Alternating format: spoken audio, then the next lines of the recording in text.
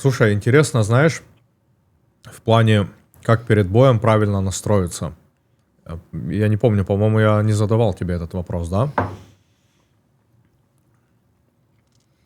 So, Steve, you work with a lot of fighters from average level to high level. And you know how it was on a backstage, how someone preparing to their fights. What do you think? What is your, maybe for someone it's will be like advice, but for me it's very interesting question about how to prepare to fight, prepare your psychologically. To walk out for the fight. Yeah, before walk out on a fight. Yeah, this is actually a very good question because for me and my job, this is probably one of the most challenging and one of the most exciting things for me. Because when I start working with a fighter, especially in the beginning, I go a lot based off of energy. And I care a lot about getting to know the guy. Because in these moments, this is the most important thing. If you don't know the person, you don't feel the person, it's hard for you to be that person that gives him a little bit of that extra push, extra confidence. Yep. And it's very important for a fighter to have a team. Because even though this is an individual sport where the fighter goes out and fights by himself, behind that person is a big team. There's people that are sponsors, there's nutritionists usually. There's other people that work on different aspects of the fighter. And when you look at it from the side, it is a team sport, right? Yep. Just one guy goes out and represents this team. So for me, this is actually a very cool thing because obviously the best thing is you lead up to the fight, right? So you work throughout the training camp. So you kind of have an idea for the person. And then, of course, you go into the fight week and you already kind of have an idea. You know them. You know what they will do because some guys start cutting weight. People change. People get moody. Yep. People get angry. And if you don't deal with it in the right way, you will only aggravate the fighter more, right? And the beautiful thing about this is the fact that every individual is different. So, for example, this is where the challenge lies for me. If I have 10 guys, I have to treat them different. So, for example, if I go to a fight week and I have 2 or 3 guys fighting in the same weekend or the same day, all guys have different energy. I can't be the same with A as I am with B. So I have to work with A, be a certain way, recharge my energy, work with B, and then work with C. But the beautiful part is that I don't have time to recharge my energy. I have to go from A to B to C. And I have to do it very quick, right? And if one person doesn't feel the energy he needs, this will affect his performance, possibly, right? So I'll run you through, for example, the day of the fight. A big part of it plays the factor of the weight cut, right? So depending on how your weight cut was, how you recovered, will play a role partially in how you will wake up fight day. How you wake up fight day, you don't know. Some days you wake up, you want to fight. Some days you don't want to fight. But one thing you know is there's no fucking choice. If you sign the contract, you got to go fight, right? And this is your job. So it's hard because even as a coach, sometimes I'll ask guys and be like, how do you want to warm up? And the guys they don't know. It depends on how they feel. Sometimes guys get to the locker room, they feel a little bit sluggish. They want to be, a little bit like they want to rest. And some guys, they're very like energized. They come, they want to warm up hard. They want to hit hard. These are the guys that they want to go out and fight. They want to knock someone out. Or they don't care if they get knocked out. These guys that are ready to risk everything. And these are the guys actually that it's easier to work with because you know that no matter what, this guy will just go. And he's not afraid, you know. But some guys, you got to give them that little extra push, right? Some guys, you got to say the right thing. Some guys, you have to say something about their daughter, you know. And this is, or their child or whatever. So it's very hard. And this is the excitement of my job, is to find that approach with different people. Because I've seen guys lose because of losing their confidence because of their coach. Having your coach being worried or scared or show his fear to the fighter right before he walks out to the fight can be the worst thing that you can give to this guy. Because before he walks out, he needs to look at his coach and say, okay, we're in this together. Because even though he's going out there, you think, okay, there's this crazy guy. He needs to look at his team and be like, we're ready. We worked for it. And that last bit of confidence is what will give him this confidence to go out and win the fight. But if he's going to walk out and he's going to start being around you guys and feel like, oh, you guys are worried, you don't believe in him, you don't trust him, It's a very, very bad energy that you will attract, you know? And this is what can cause him the fight. So all these little things make every single detail makes a difference to the walkout. But then at the end of the day, you get inside the cage and then nobody can help you. Now it's just your skills, your work. Did you train? Did you eat clean, you know? Did you cheat? All this stuff. And the best thing about the cage is you can't lie. In those 15 or 25 minutes, you will find out the answers to all the questions. Вопрос, смотри, какой. Можно ли, вот смотри, то, как ты себя ведешь перед боем, можно ли научиться держать свои эмоции? То есть, допустим, если боец в начале своей карьеры, он нервничает перед выходом в бой, он делает какие-то лишние вещи, но, например, after the several fights, he teach to control under yourself. Of course. То есть этому можно учиться, правильно? Yeah, of course. I mean, I think that this is one of the biggest aspects of the sport, right? Because that's also why we have a sports psychologist. Because a lot of people, as I said, you'll think of fighters as the strongest humans on the planet with the strongest mindset, but actually a lot of these guys, they question themselves. And the funny thing is they question themselves right before they go to the fight. Why am I doing this? You know, I've seen guys in the locker room question themselves. And this is where you find out a lot about yourself. And I believe that I think experience plays a major role, and also how you take this experience. Because, for example, there's people that lose, but they learn a lot. There's people that win and learn nothing. Because you go, let's say you knock someone out in 15 seconds, what are you going to learn, right? You go, you went, you won, cool. But then, let's say, for example, I don't know, you were some undefeated fighter, 19-0, and then you had a bad loss, right? For example, Otarious is a good example, right? You don't know how he will come back. Maybe he's broken. He will never come back again, you know? But this guy was the biggest superstar in the world. Exactly. Have you ever seen so much aura get taken away in one fight? For me, no. This guy was the biggest star. Richard Mille, contract, all this stuff. And he's still unbelievable. But bro, in one fight, now look at everyone. What is everyone saying about him? Where is he? Where does he stand? And that just shows how the sport is. So that's why emotions plays a big factor. I think this plays a big factor in how tired you get in the fight, your energy just in general. Because the thing is, no matter how good you are, how experienced you are, you will still make some mistakes. The question is, does your opponent capitalize on those mistakes? You don't know, right? But when you look at the fight, you always see that someone drops their hands. There's always mistakes. It doesn't matter who you are. And at the end of the day, you're in a game, kind of, right? It's you have your adrenaline rush. So you don't know what will happen. You don't know what mistake you will make. And under these circumstances, you see who, even just by the slight bit, can control his emotions more, can win. And the person that cannot control his emotions, he can just get so tired in 1 second, you know, in a few seconds with a couple of moves. So it's hard. It depends on the individual. It depends on your training. It depends where you come from. And I think also, for example, like a guy like George St. Pierre. George St. Pierre and Khabib will be the two best examples that I would give. For example, Khabib has probably one of the best disciplines, right? But even still him, with the best discipline, staying with the game plan, with the experience, look what happened after the Conor fight. Can he control his emotions? No. We all have that moment where something pushes your button and you can't control your emotions. So that's why I think that, for the most part, I think that people that are experienced and that work on themselves a lot, work on their mindset, they can. But as men, especially people with testosterone, with very high testosterone, and being in this sport where it's a violent sport, I think that it's very hard for people to control their emotions most of the time. Steve, how you feel in your role of the father? In my role of being a father, it's crazy because the first year, I didn't know what was going on.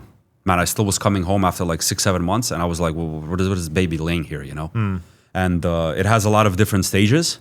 But in this process, being a father and building a family, I built such a connection with my wife, and how much I realized it's important to have this stability at home for your whole structure of life. As a man, you need to have this behind you, because I feel like if you don't have that, you don't have a family, you're not a family man. and you're constantly sharing your energy with different females, with different people, this is only going to take away from you because you're giving energy, people are taking your energy, you're losing. You're not getting anything back. You might get some little moment of pleasure, but in the long run, for a successful man, I believe that you need to have a family. I think it's so important. You know, it doesn't matter you're an athlete, you're a businessman, but this is your home, right? So you need to have your structure. This is where you bring your money. And well, you can't do it by yourself, right? So then I believe that when you have a great wife, you know, and you have a baby that motivates you every day, then it's, I think, more difficult to stop you as a man. So this is probably one of the most key things that's important for me. But I learn a lot about myself because, for example, even me, like my childhood, maybe I didn't enjoy it as much as a child, right? My parents were always working. The environment was a little bit different. So maybe I couldn't have this kid life, right? But now I get to enjoy certain moments with my baby, right? So even little things. I mean, my daughter now, she's 1 year and 8 months, but now she's speaking, you know, now she's looking at me a different way. I gotta say that even my emotions, man, I never showed my emotions before. Now all of a sudden I have a daughter and you become more emotional. You open up a little bit more. You realize that some things that you didn't want to share, you didn't want to say, you didn't want to show emotions, it's okay, man, you know? Just we live in a society where everyone's always trying to label you. Oh, you're a man, you can't do this. Oh, you're this, you can't do. Why? Who came up with all of this stuff, right? So I was like, okay, let me just relax a little bit and then just let life kind of just be natural more, right? And you learn a lot because, you know, when I look into my daughter's eyes, I still sometimes can't believe that I made her, you know? And like, that's my daughter.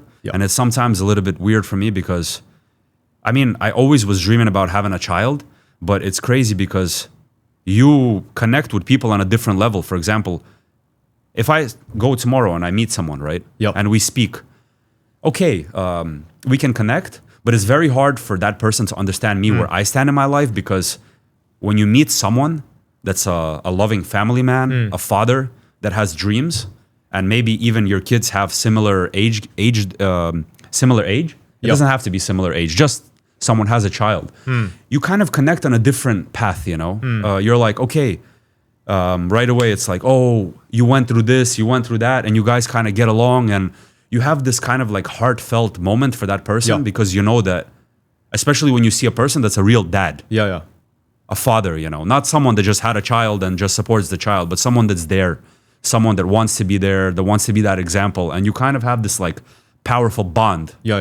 It's like the next generation, you know, and you realize like so many things that, you know, you didn't listen to your parents, you know. There's also like little funny stuff that you can talk about, you can joke around a lot. But I feel like, I don't know, man, you just connect on a different level of life, you know. You look at life different, you start thinking different, you know. Before you're more careless. Now you start thinking two times, 3 times, 4 times, you know, before I do something, because I realize that those consequences, not only I will be paying for that, my daughter will, you know. And that to me is more important than even for myself, you know. So, man, I'll share with you one story that I had. This was one of the craziest situations in my life, honestly. Tell me. Yeah, so basically, when my wife was like, I think maybe 6 months pregnant, we were in Turkey. And I was there with, it was me, my wife. She was around like maybe 6-7 months pregnant, and her niece. And we went to the beach. And on this day, actually, I wasn't in good shape.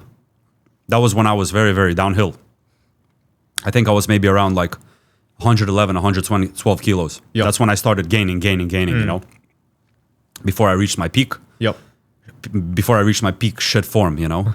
And this day, there was very big waves in the ocean. And there was signs all over the beach saying, don't swim. If you swim at your own risk. And my wife wanted to go just swim by the shore. But I saw that the waves was very big. Very difficult, you know, honestly. If you're not a good swimmer, don't go swim. Her niece started saying, oh, come on, don't worry. What's the worst that can happen? You know, people underestimate the ocean. But the ocean or the sea is one of the most dangerous places. Especially if you're not prepared for that. So I know a thing or two about that because I had a couple of situations. And basically, my wife didn't listen to me. And she went swimming. But for me, at least, I was smart enough to go with them. And then We were swimming a little bit. The waves were some moments not so big, some moments bigger, you know. But for me, I kind of tried to stay around them, you know, and something weird happened, Yeah. right? One wave hit. Yeah. I see my wife is a little bit away from me. Her niece is away. Okay, not bad, right? Yeah. A little bit current, fine. Another wave hit. Yeah. Now we're more separated. And now I'm like, fuck. Now I'm realizing that for me, it's not easy. Yeah. And I know that for me, it's not easy. My wife is pregnant, Yeah. her niece. So I'm not thinking about one person. I'm thinking about 4 people. Yeah, exactly. Myself, my wife's niece, my wife, my baby. First thing for me is my baby, my wife. Yeah. So now I'm in a situation where I'm in the ocean. I'm the last person I'm thinking about. But I need to survive. What kind of weird situation is that? And at this moment, I look at my wife Yeah. and I look at her niece, and one wave hits my wife. A second wave hits my wife. By the third wave, she is already coughing, she can't breathe, and she can't swim well. So now, in my mind, I'm thinking, okay, I can't think about her niece. Yeah. Yeah. I can't think about myself. I need to save my wife, right? So I'm literally doing everything I possibly can, everything in my power to somehow get to my wife. Yeah. Yeah. And you know me, I'm not in good shape. I can swim well. I have experience. But the way you panic, Yeah. this is where that conversation of panicking, in this moment, I realized don't panic. You have one thing. It doesn't matter if you die in this moment, you need to save your child and your wife. And if I tell you just thinking how I made it with the current and the waves to Yeah. my wife, to manage to get her out, I didn't give a shit if I would die in that moment. Man, if I tell you when I made it back on the shore, Yeah. I, for an hour and a half to 2 hours, couldn't even gain my breath back. I couldn't speak to anyone. And the look of shock on my wife and her niece about the situation, how much they underestimated it, going to swim in the ocean. I knew this beforehand, you know. It just, I couldn't control them not going, you know. And I kind of regret a little bit that I wasn't more strict and saying, don't do it, and not letting them go. But this was also one of the biggest experiences for me because I realized in this moment, really, Yeah. I was ready to die. And I wasn't breathing. As in, like, when I was taking my wife out, this is me. I'm not breathing. I'm just, my thought is get her on the shore. If the water takes me, whatever, if I have a heart attack, whatever it is, it didn't matter. Yeah. And I was like, man, you know, I was sitting there on the shore thinking like, I'm ready to be a father, you know? That wasn't the right time. And I mean, it was a fucked up experience, but it kind of brought me and my wife together a little bit closer. And I realized then I was like, wow, I have this instinct, you know? Because sometimes you can say that, oh, I will do this in this situation. Yeah. But until you're put in that situation, you don't know what the fuck you can do. Yeah, so that's why exactly. people start judging and saying, oh, I will do this, I will do that. Don't say until you know. Yeah, it's and in it's that not situation, work like this. exactly, Yeah, exactly. yeah. And in that situation, I realized that, I'm ready to die for my family. So that's when I realized I'm ready to have a family, you know? Fuck. But yeah, that was a kind of a messed up experience, but yeah, my wife still laughs about it sometimes, but for me, it wasn't funny because the way that her niece saw the situation, the way my wife saw the situation, and the way I saw the situation was completely different. But I saw the situation for real because I saw it from the side of all of them, yeah? Yeah, yeah. They were in their own mind panicking. So I saw it like a movie, you know? And the thing is, for me, it's like, yeah, very, very, yeah. Yeah, it was a huge test. Huh? It was huge test. Yeah. Fuck. Yeah. So that was fucking interesting because it could have ended up with me not having a family. How far it was on a beach? I mean, the thing is, we started not far. Just couple of waves, next thing you know, the water is not pulling you towards the shore. It's pulling you away from the shore. Yeah, yeah. And if you're not a good swimmer, man, I lived in Thailand for quite some time. You know, I've been in some situations where we were swimming in the ocean, like there was current. It's dangerous, man. And you know, one wrong breath, you panic, you're Yeah, done. yeah. And on top of that, you're in the ocean. You don't know what's there, you know? Something bites you, something whatever, but No, man, I saw my wife. She was, waves were going. The thing is, it's funny in the first wave. In the second wave, you're laughing. Yeah. But then once that third wave hits you, when you don't have more than 1 second in between, Exactly. or when you have one wave, and then you go under, you get up, then another one hits you, and you start swallowing water. That's the situation my wife was in. Fuck. You know, so when I look at her, and we're not near each other like this, she's on a distance from me, you know? So I was like, I don't give a fuck. I'm going there. I have to get my wife out. And I mean, yeah, that was just, it was more of a natural instinct. I mean, I hope that every man will do that for their family. Exactly. But I'm saying that I hope that no man gets put in that situation, you know? So, yeah, God likes to test me. And I'm so happy for that, you know, actually, because I had a lot of situations in my life. And I always say, like, if it's good or bad, I just always trust God.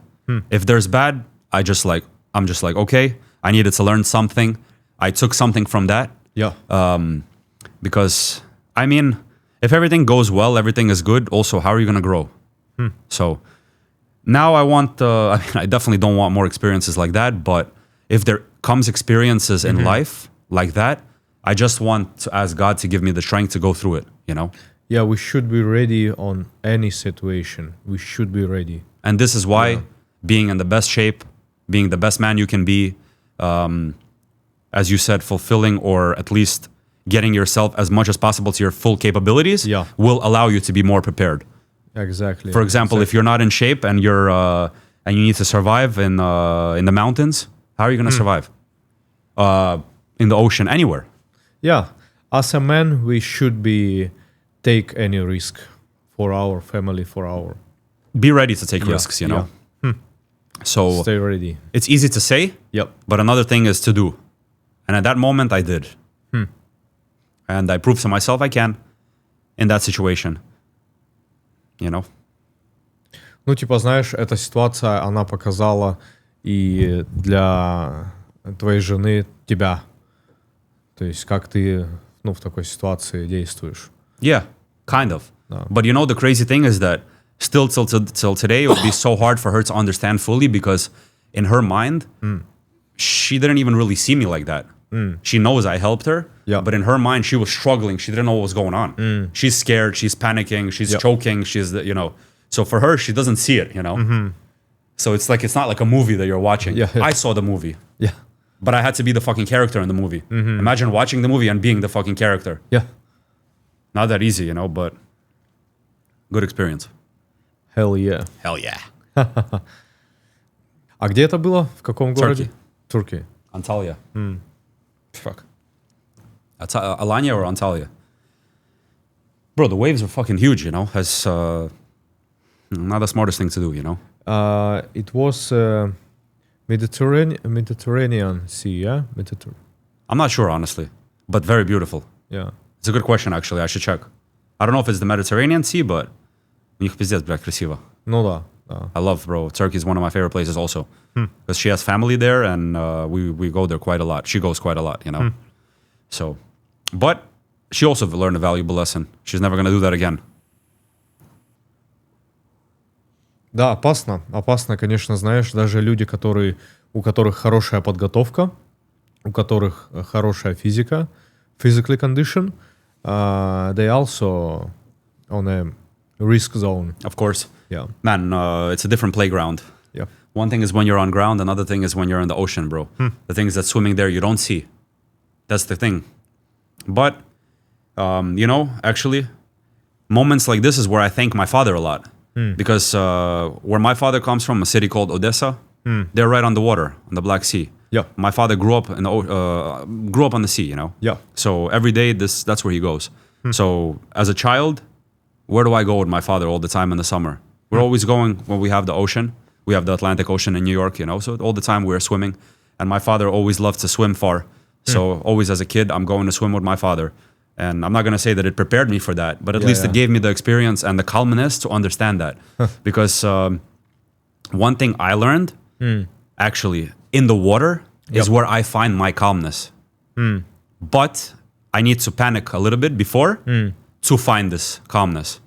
Because I think if you're too calm, it's not good. You need to have an awareness, some nervous feeling, because then you're aware. If you're too calm, it's not good also, you know, because you need to react maybe sometimes. but definitely the water can challenge you. Слушай, а ты в детстве боялся воды или нет? Нет, да? Да. Потому что я помню то, что я в детстве боялся плавать. Знаешь, мне было некомфортно, когда я не чувствовал ногами землю, bottom. But after, when I grow up, it's like a gone. Yeah, it's feel gone. See, I guess like for you, it's something that went away, but for some people, it never goes away. You know, people have like this phobia, and they just don't want to. They don't want to go swim, and you can't battle it. It's like I have like a weird thing with blood test. Yeah. And I can't get over it. I'm trying to get over it. I'm 32 years old. I just can't. And it's something like psychologically screwed up with me. But I had a weird thing that how I learned how to swim. My father threw me, it was like 3 meters, I think, or something like that. I was small. He just threw me in the water and basically just said, I mean, obviously, he was there to be around. Yeah. But he's like, try just to see in the situation what I would do. And man, I swear, I just started not swimming good, but I started moving. Yeah. And then you start learning little by little. And that's how I learned how to swim. Man, even bike riding, for example. I remember the first time I sat on a bike, it was a girl in school. I think I was like 5 or 6 years old. She let me ride her bike. I mean, she just said, sit on the bike. And she just pushed me down the hill. And I'm like going down the hill and I start pedaling fast. This, that, what. I didn't fall. And I'm like, oh, wow. I learned how to ride a bike. And then I was like, and then the same thing happened with swimming. Yeah. So I think just you need to be in a situation where you're forced to do it. Sometimes. Yeah, and then you learn fast, you know? Yeah, and try to remove your psychological blocks. This is the problem. Yeah. And the psychological blocks are always there. Because in life, this is actually one of the craziest things. Because no matter what you do, when you want to take a risk, you always have some kind of psychological block telling you of all the wrong things that can go wrong, right? Yeah. But you don't have all those things of what could go right. You don't sit and think, oh, but this can go right, that could go right. Correct? Yeah. You think about all the negatives. Oh, I will do this, but what if this happens? What if that happens? What if this happens? And then how are you supposed to move forward if you're going to think about all those things? No. But if you focus on one positive and just get rid of all the negatives, that's fine. That's your target. It's enough. No. Why do you want to block yourself and create all these issues, right? So actually, that's when I realized that we create our own fear. Is it real? Is fear even real? Why are we scared of something? Oh, because someone said that it's like that. Someone told you, oh, you will fall. Of course, we will start worrying. But if you didn't know there was a hole there, what are you worried about? Yeah. So I think that these phobias and a lot of these fears, we create them ourselves in our head based on events in our life or whatever. Everyone has a different situation. Yeah. So the question is, when you do have a fear, how do you deal with it? I mean, there's many different fears, right? Yeah. So I want to come back to your father position. And the question is, как ты думаешь, вот, допустим, если ты отец пацана, то, знаешь, есть мнение, то, что ты должен быть строгим отцом, если у тебя сын. It's like как отец Хабиба, знаешь? Yeah. То есть он давал дисциплину жесткую, и тем самым он, Хабиба закалил.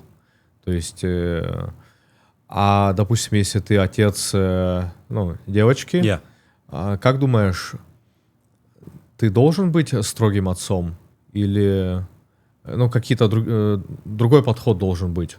Как ты думаешь? Yeah, that's a very good question, actually, because I was speaking about it today. It's funny you ask that.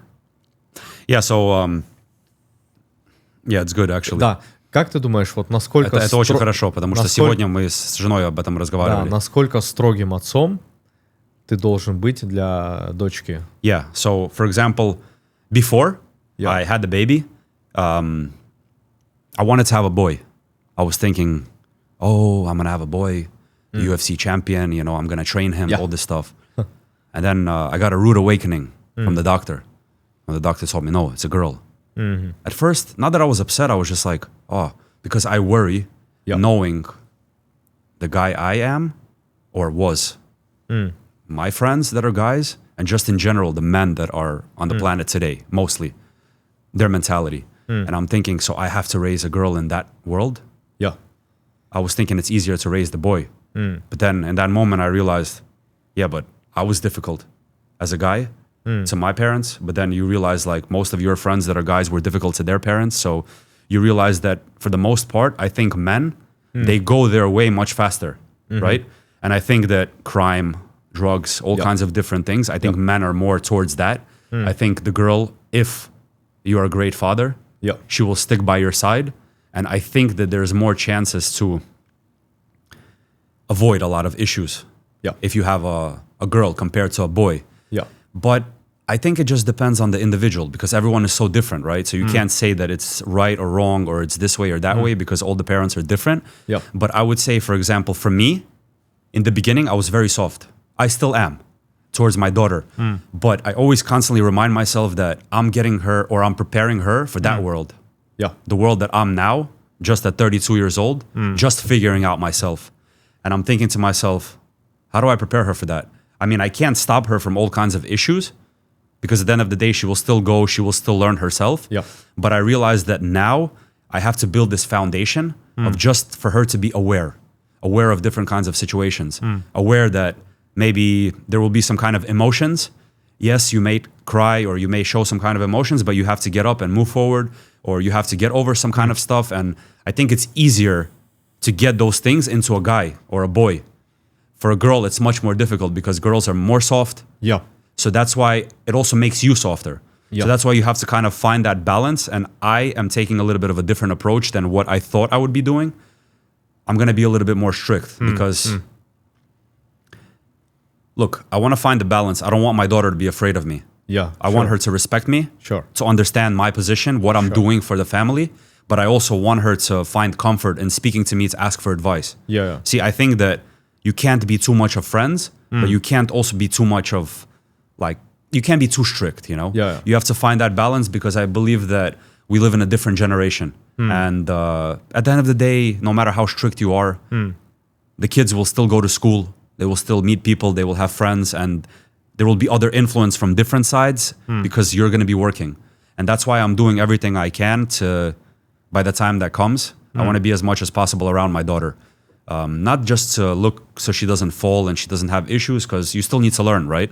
But I want to make sure that I'm around as much as possible just to overlook her because it's a tough world, man, you know? And for me, like my wife, maybe she's not as strict, especially from a female perspective.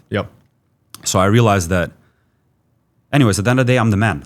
So I want to make sure that everything is good, not just with my daughter. Maybe I'll have a son in the future, help my wife as well to make sure that everything's good with her. So you need to have this energy to control this. You know? So maybe it's like a funny question. Maybe it's not serious question. But anyway, are you want to give your daughter some fighting skills? If I want to. Just for fun. Yeah, for sure. Man, the other day I was watching some videos. There's a couple of girls, like young, that are hitting pads with their father. And they look phenomenal. And I'm just like, oh, wow, that's so cool.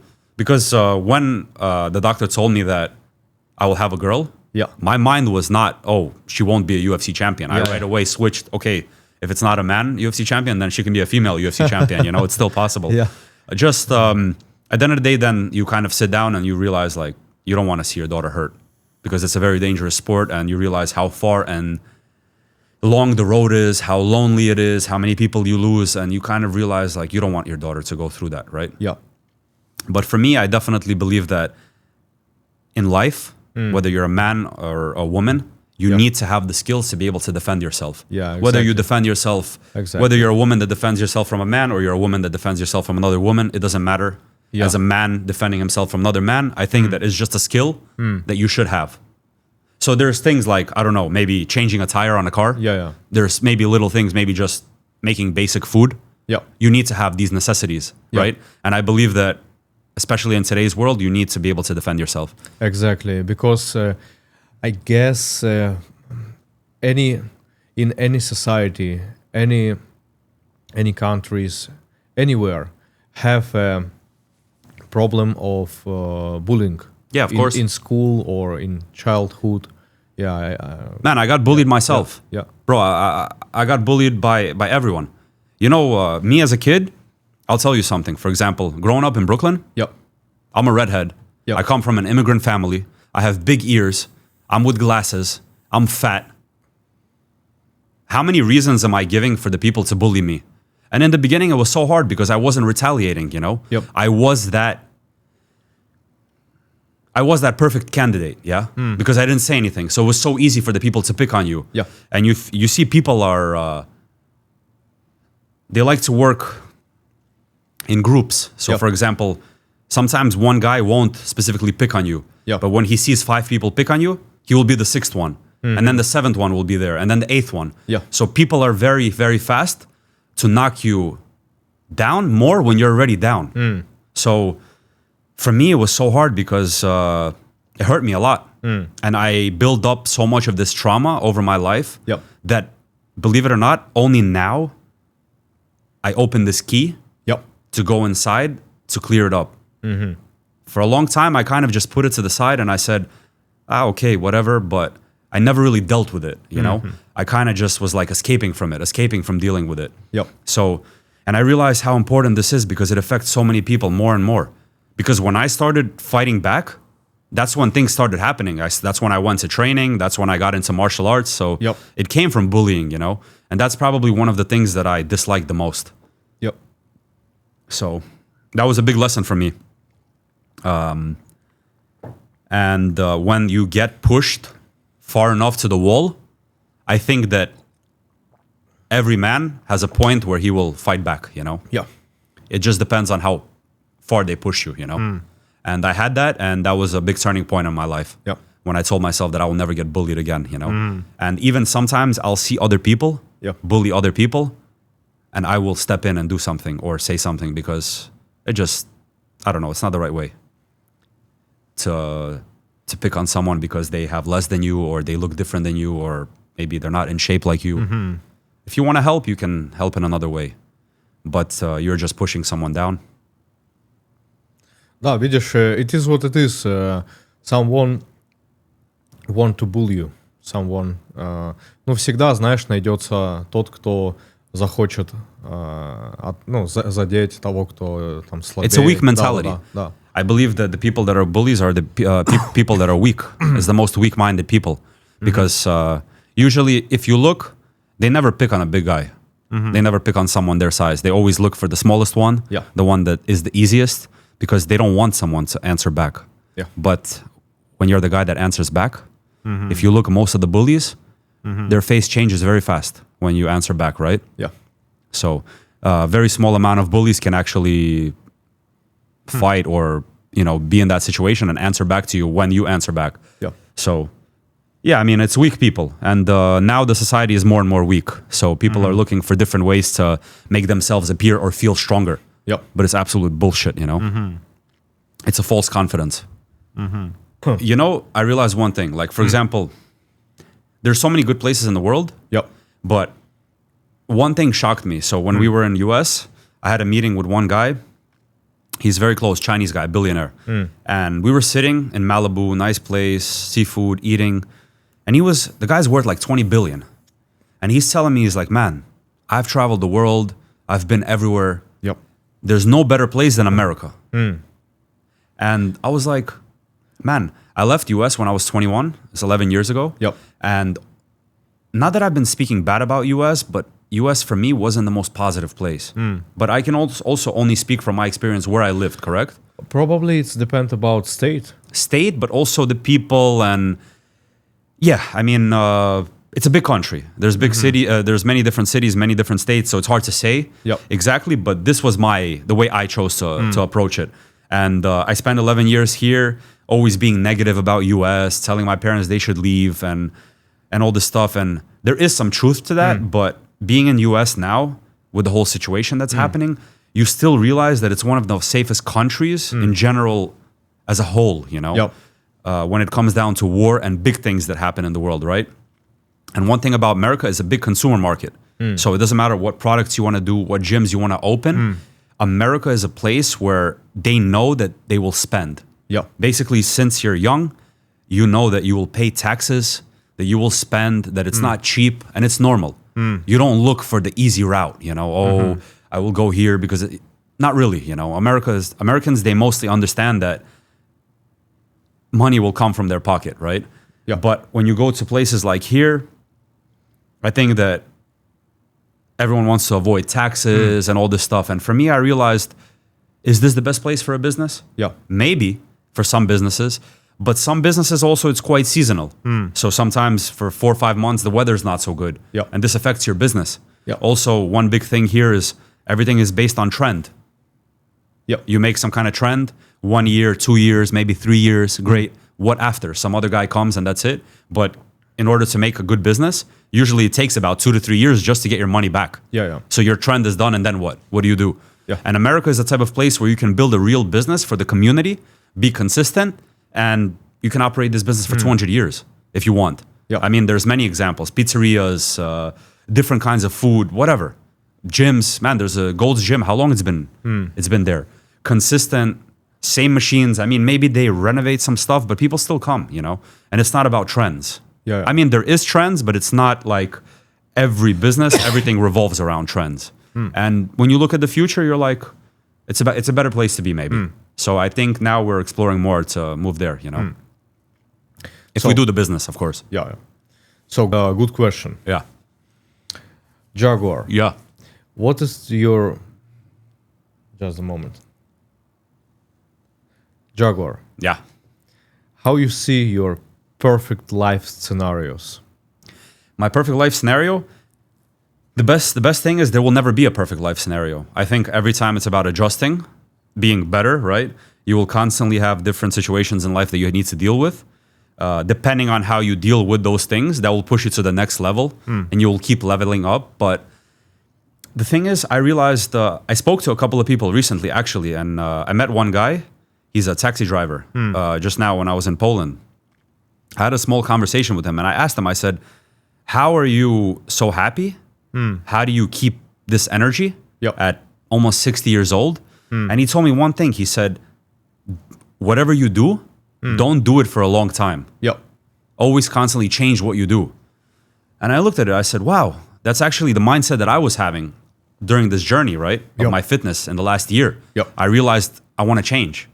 Different sports, different things, different activities. Because if you eat the same food, if you do the same stuff, you burn out, you get tired, right?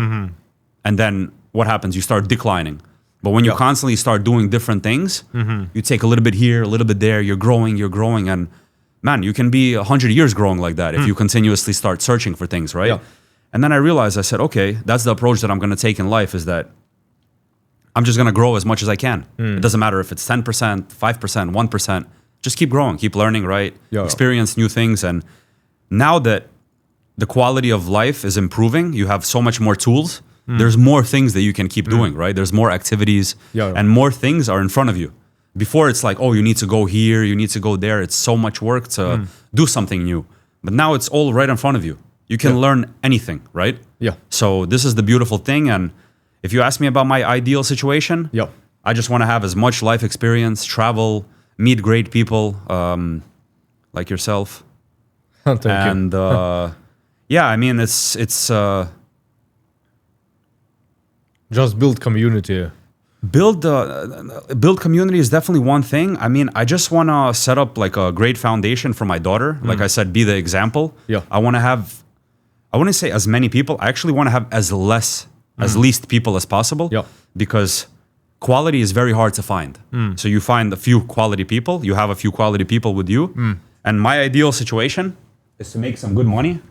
My biggest dream is to keep helping people. That's what I love the most. I've been dreaming about this since I'm young. In order to do that, I need to have more resources, right? More money, more resources. After I do all this stuff, you will see me maybe on a ranch in Colorado somewhere with my horses. Let's go. And just enjoy and just chill. After I make my millions, invest, help people, and just keep going, keep growing, you know? Let's do it together. Yeah. You can live in the next ranch. Hell yeah. You like horses also? Yeah, sure, bro. I'm enjoy it. Okay, so I have a question. I like any wildlife. Okay, so I have a question for you. Yeah. Okay, you've been in Dubai for how long? Already around 3 years. Okay. Yeah. from the first day that you came to Dubai, right? Yeah. What is the biggest difference up until today? What do you think changed? Except for obviously you got older a little bit, you've met people, but I mean inside your mind maybe. What was the biggest difference from first day till today? Yeah. In Dubai? Yeah, I have great answer. I feel inside my mind, it's everything is possible, because before when I coming in Dubai, I thought, okay, this level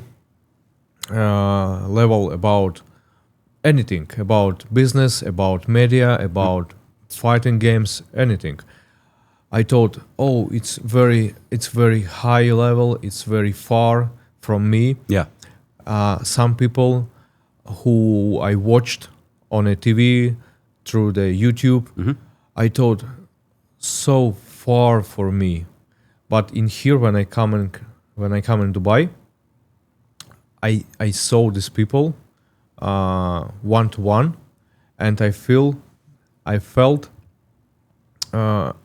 everything is possible, and any your goals, it's very close to you. Yeah. Closer than you think. Yeah.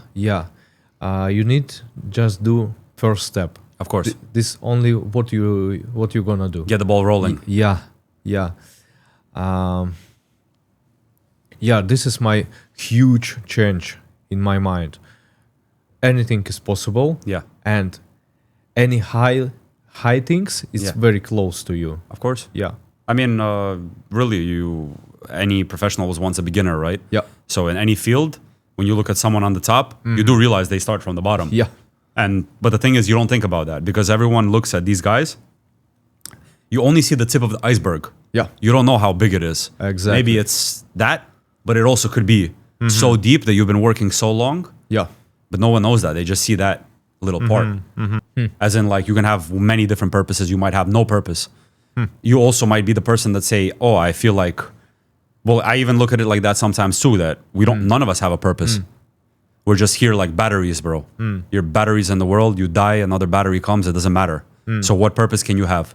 I mean, when you look from the world scale, yeah? When you step out of Earth, yeah? And you look at us, let's say from God knows where, who are we? Nobody, you know? It's a fucking, not even a breadcrumb, not even, you can't see. So that's why when you think like, oh, I have a purpose, crazy. But here, you try to make some kind of purpose, you know?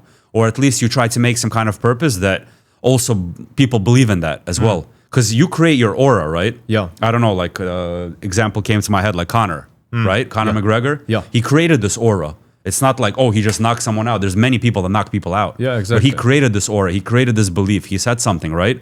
So he had this purpose. He had a big purpose. His purpose was for his own career. Yeah. But this purpose helped millions of fighters. Not millions, but many people, you know? For yourself as a man, what do you think is the biggest shame in life? Biggest shame in life? When you, let's say you live your life. Now? No. You live your life, yeah? Yeah. You sit, you start looking at your life. Not that you did some kind of shame, but what for you would be the lowest shame in life? If you had to say one thing. So for me, most shameful things, be not yourself. Be... try to be someone else. Yeah. Ну, знаешь, типа не быть собой. Not be yourself. Not be yourself. Yeah. That's okay. Yeah. Mine is, you know, the graveyard? Where you go, the cemetery, where people are dead, buried. The saddest thing is to be there and to die with my dream and not make it happen, you know? And be just another person that had a dream and died with his dream instead of dying with memories of pursuing that dream. And to me, that's the most shameful thing as a man in my personal life. So that's why I'm really after making it happen, you know? Because I have big dreams and it started from scratch completely. Знаешь, у меня раньше... Try in English. So we completely speak always in English, you know? Yeah, but it's very complicated. I know, but trust me that this is the only way you'll find it. Otherwise, you will always look for the easy way. Yeah. So before I have huge dream. Yeah. Be fighter. Keep speaking. Yeah. Yeah. Be fighter. Same as me. Yeah. Be champion. Bullshit dream for me. It was a bullshit dream for me. Bullshit dream. I'm saying I was lying to myself about this dream. I was not meant to be a fighter, you know, but because a lot of people dream about being a fighter, right? Yeah. But what it takes to get there, to be that, it's crazy, you know? People underestimate that. It's crazy, but when I was younger, Yeah. I thought about, I didn't thought about,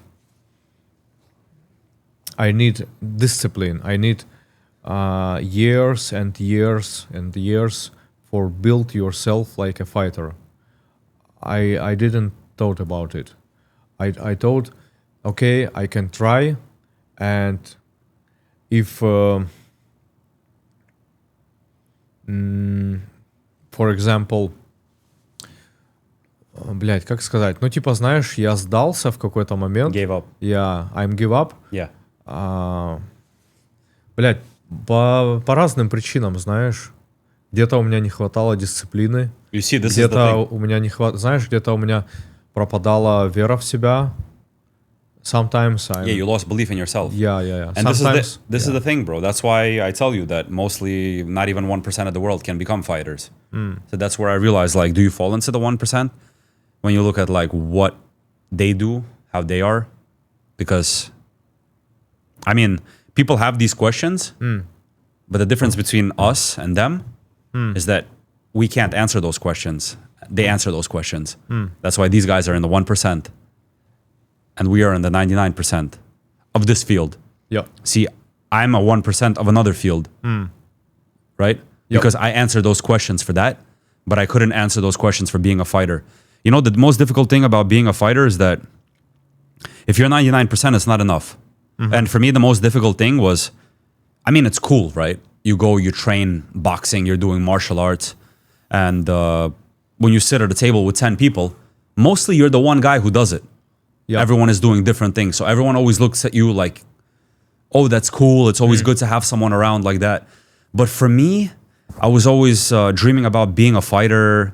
I was dreaming about Bruce Buffer introducing my name and all this stuff. But then I realized I was like, it's just a dream, as in it's just in my head, because it's possible if you're the right person, if you have it inside. Me, I didn't have it inside. And the biggest issue with people is being honest with yourself, you know? I think that most people, they lie, they waste too much time. And the last thing that I want to be is the person that is 40 or 50 years old telling people how I used to be a fighter, but I never accomplished anything. Who cares? Yeah. Then everyone's just going to look at you like you're an idiot because you went to a sport that's broke. There was no money there. Yeah. And you wanted to have some kind of whatever you wanted to get out of the sport, but you didn't get it. You didn't become that 1%. But you still are going to go tell people that you were a fighter or a football player or whatever. And no one gives a fuck, bro, about what you did if you didn't become a champion or you didn't make something out of that life, right? So that's why when I went into coaching, if I wasn't going to make something out of it, I wouldn't go into it, honestly. I just believed really in my mind or in my heart that I will be here, you know, working with some of the best guys. If you don't believe that, which I didn't believe in fighting, that's why I had to look at myself in the mirror and say, no, it's done. Find something else, you know? You know, I guess my biggest problem is like a psychologically problem. Of course. Yeah. For example, my 20s, I know I have good physique. I have very good physique, but I didn't have enough mentality. Of course. To doing year to year, day of days, знаешь, consistently.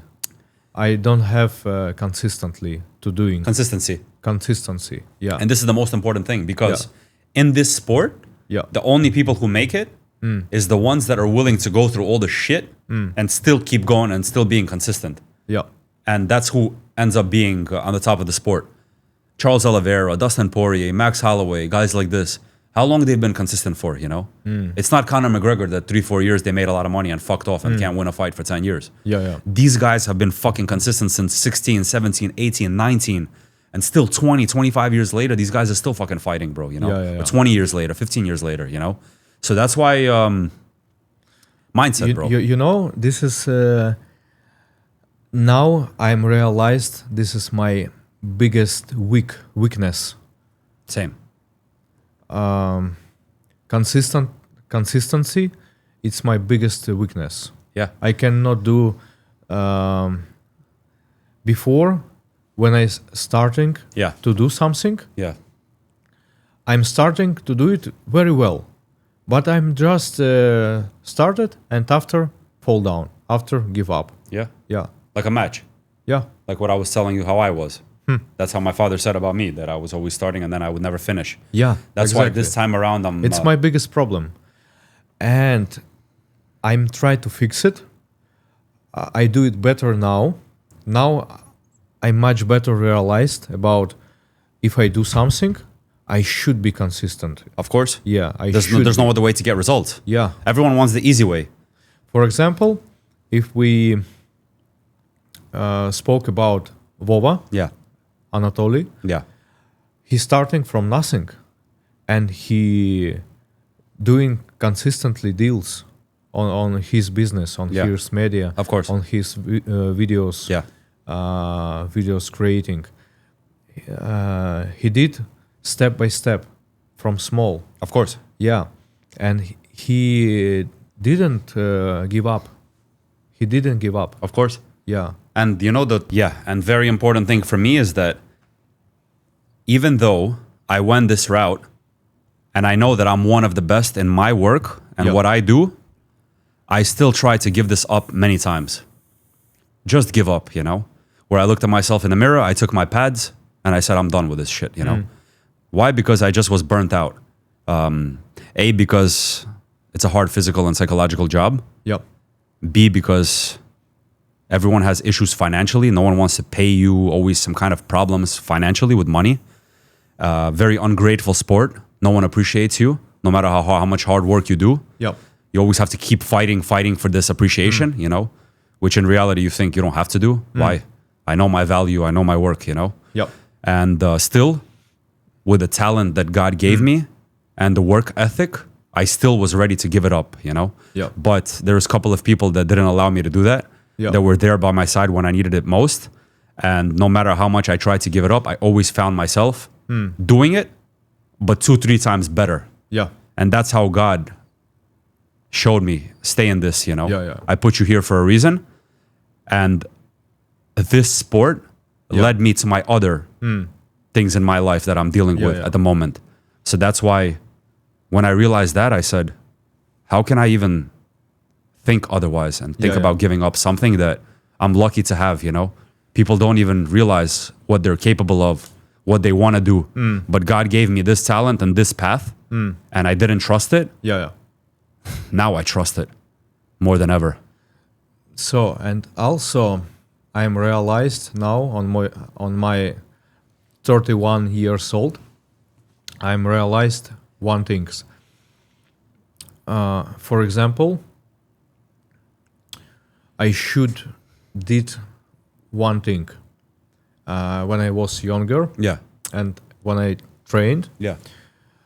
I should made point for myself. It's like before I'm tried to make money from regular work, from usual work. Of course. For living, make money for living. Yeah. Wasting time. Yeah, wasting time. That's what that's called. Yeah. Ты знаешь, вот я чуть-чуть по-русски скажу. Yeah. Я должен был, знаешь, как сделать? Мне нужно было сказать себе тогда то, что, окей, тебе нужны деньги, чтобы жить. Да. И ты должен ходить на работу, да, на обычную работу, чтобы зарабатывать деньги. Да. И поэтому у тебя нету времени, чтобы делать полноценные тренировки. Окей, ты должен взять for example, half year, и ты должен тренироваться, подготовиться к бою и взять бой, и взять деньги за этот бой. Да. И, то есть, знаешь, сделать такой change in your life, change sources. Yeah. Your Directions or? Нет, поменять, знаешь, типа раньше у меня деньги были, которые я зарабатывал на обычной работе. Ну да. Я должен был сделать switch. Откуда они идут? Да, откуда Я они понял. идут. Of course. I should be switch the source. Of course. Not from usual work. I should be switch on from fighting career. Я должен был сделать так, чтобы деньги, которые я зарабатываю, чтобы я зарабатывал, например, через свои competition. Я понял. Да. То есть, но я этого не сделал. Но я только сейчас понимаю то, что нужно было, switch сделать. Switch, but тоже пожертвовать иногда тоже. Да. And this is the problem, bro, because a lot of fighters, this was the issue before, bro. Yeah. A lot of guys had to work fucking 8 to 5. Mirab is one of them. Yeah. The only guy in the world who can go work 8 to 5 job and go become a world champion, you know? This is crazy. Yeah. When you're a UFC fighter and you're fighting the best guys in the world, but you need to go work from morning till night construction and then go train. Знаешь, иногда мне кажется то, что если бы был какой-то ментор рядом со мной в тот момент, который бы мне сказал: Отар, нужно делать так, и ты получишь результат. Но просто такого человека не было.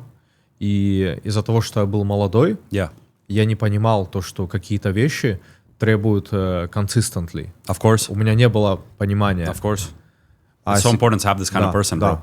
And this is why when people say, "Oh, I don't need a mentor," or "I don't need this guy," or "This guy doesn't inspire me," I don't know if there's anyone in the world that doesn't have someone that they can look up to, even in a small way, right? It doesn't matter if it's your father or your mother or YouTube or whatever. Whoever you look up to, you have to look up to someone, or get something from someone. You need a mentor, and this is how you learn. Like Man, D'Amato. Legend. Even me, bro. This is also, I can relate as well because I trained myself my whole life. У тебя был ментор, который, знаешь, тебя направлял? Вообще нет. Из-за этого даже, когда я вот сейчас посмотрю, если я сейчас подумаю, например, я тренируюсь всю жизнь, да, в зале, да, у меня есть там тренер, коуч, но у меня нету именно человека, который там мне говорил: о, вот эта техника, так, whatever. Я сам приходил, сам тренировался, сам уходил. Да. И вот это тяжело, потому что даже сейчас вот мне тяжело тренера найти, потому что я, блядь, должен человеку говорить, что делать мне, какие комбинации держать, и вот это. Мне всегда вот, не повезло, бро, что можно сказать. Ну да.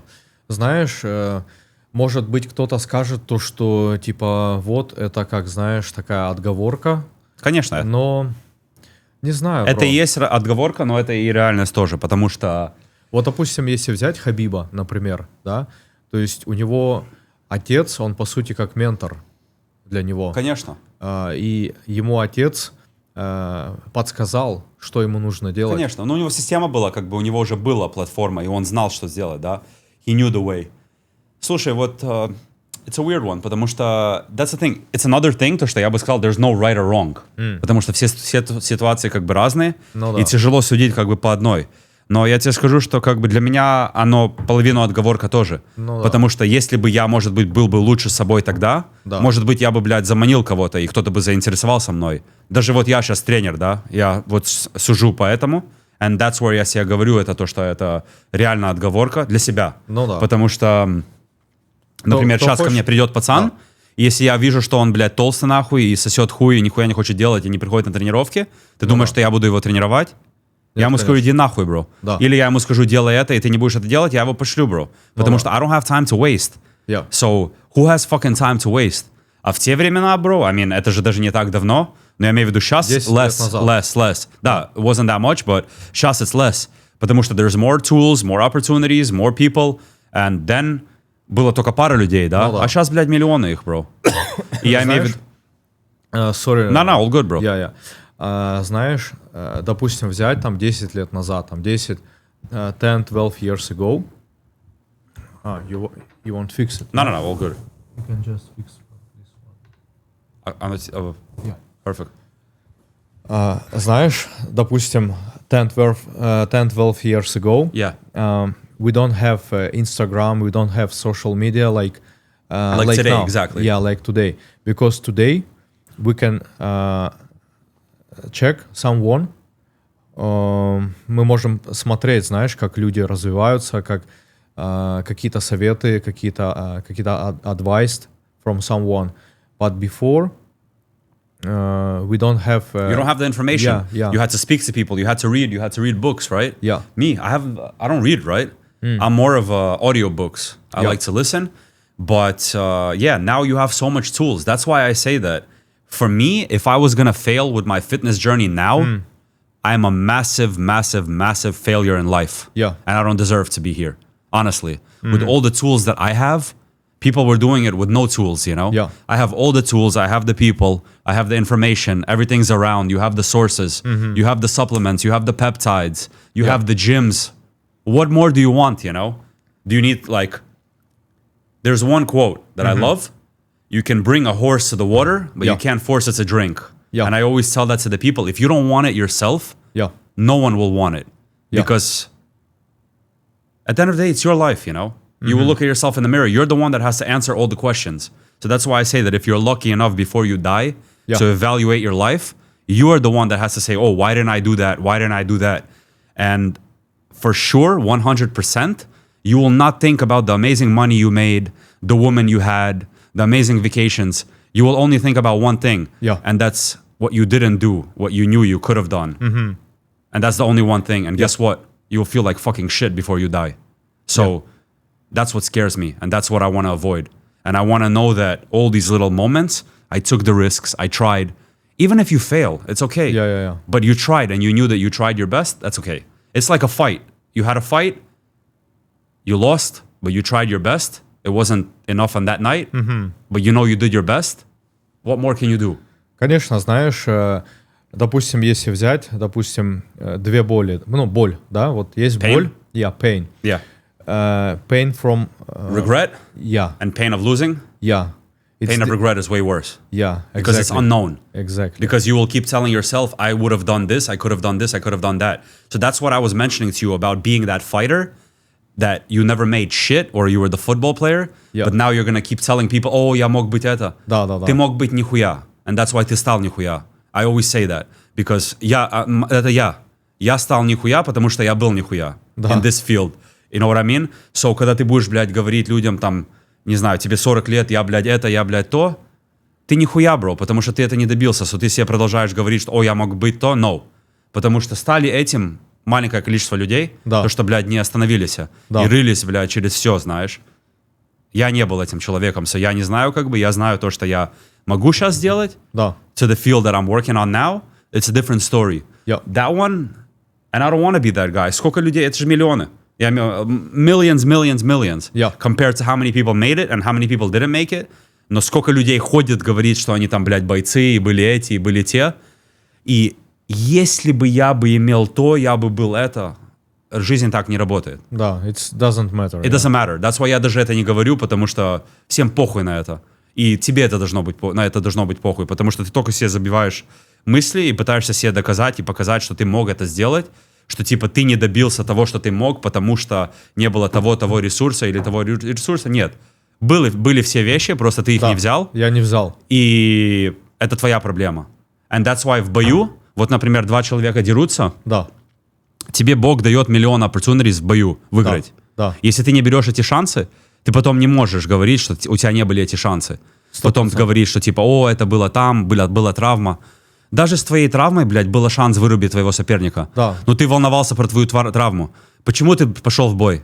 Если у тебя была травма, например, да? Ну, ты подписал контракт. Да. Почему люди подписывают контракт с травмой, идут на бой, проигрывают, потом начинают говорить, что у них была травма?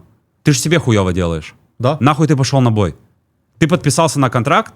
Контракт значит, что ты на 100% готов на бой. Да. That's it. Ты закинул UFC, все. Ты выходишь на бой. You can't fucking make excuses, bro. Потому что, представляешь, как хуево, если я выйду, блядь, без ноги, я тебя отхуярю, вырублю, и я буду всем говорить, что я тебя вырубил, блядь, с полноги. Да. Это же неприятно. Неприятно. And the same both ways. I bring that up потому что fighting is the best example to use for life. And that's why I say, like, all these regrets and all this stuff, For what, bro? Like, who gives a fuck, you know? Потому что in that moment, I say, like, если ты в тот момент... Например, I don't know. Вот сейчас была ситуация, например. Ты на меня наехал. Да? Я тебя не знаю. Я не газанул на тебя назад. Да. Ты ушел, все увидели, я остался как pussy. Да. Закончился момент. Ты ушел, я перед всем начинаю, блядь, это сука, если он бы так бы, и так бы, и так бы, я бы его объебал. Да, много людей так делают. Ты в этот момент, все это делают. Да. Но ты в этот момент нихуя не сделал. Так что молчи, блядь. Придет еще один момент, и надеешься, что ты в этот момент будешь готов. Да. This is what I think, you know, is right. But я тоже на многих моментах так же и было. Просто я на себе научился. Я же говорю только from my own experience. I'm not saying like I'm thinking of some shit. It's tough, but it's truly, Yeah, for sure, bro. Потому что или там момент был с девушкой, где ты мог ее бросить, или, блядь, сказать так, а потом ты говоришь, да, она мне нахуй, я такой. No, bro, потому что ты в тот момент был like that, и ты не можешь ничего говорить. That's why я говорю, что, типа, жизнь — это штука моментов, да? Ну да. Вот ты словил свой момент и пошел, знаешь. Если ты не взял... Ну да. Некоторые вещи просто, наверное, нельзя исправить. Есть вещи, которые можно исправить, а некоторые вещи, которые нельзя исправить, ну, типа, знаешь, забивать голову. В основном все можно исправить. Вот, например, в голове есть хорошие моменты и плохие моменты. Поставь это в часть, где плохие моменты, и просто держи это там. Да, ты, может быть, оно какое-то будет воспоминание, ты будешь вспоминать, но does it define you? Типа, did it make you a worse Otar? Ну да. В бою самый страшный момент для бойца это выход с locker room до клетки. Да. Почему? Потому что на этот момент у тебя очень много мыслей. You start questioning yourself. That's what I was telling you, да? Yeah. Но ты настроен на бой, да? Ты же тренировался, блядь, сколько, и ты идешь делать свою работу. Когда клетка закрывается, в основном этот страх весь уходит. Почему? And when we spoke about fear today, we spoke about the fact that most of us, we make the fear in our head. I'll give you two situations. Let's say you walk out to a fight, yeah? You have the regular walkout to the fight, full stadium, arena, everyone is booing you. You're in hostile territory, everyone's booing you. Yeah? Yeah. Very difficult situation. Yeah. Now, I'll put you in another situation. You're walking out from the fight to the cage. Your eyes are closed. Yeah. There is no booing, let's say. Yeah. And your eyes are closed, you don't see anything. You don't see the cage, you don't see the people. Yeah. You're just walking straight. Which situation do you think you have more fear? First one. Exactly. You're fucked, bro. And your body doesn't know the difference between is it actually happening or not happening. You know what I mean? Yeah. Fear. Оно не знает, типа, если это реальная ситуация в жизни или нет. All good? Yeah. Let's make cut and do it next one.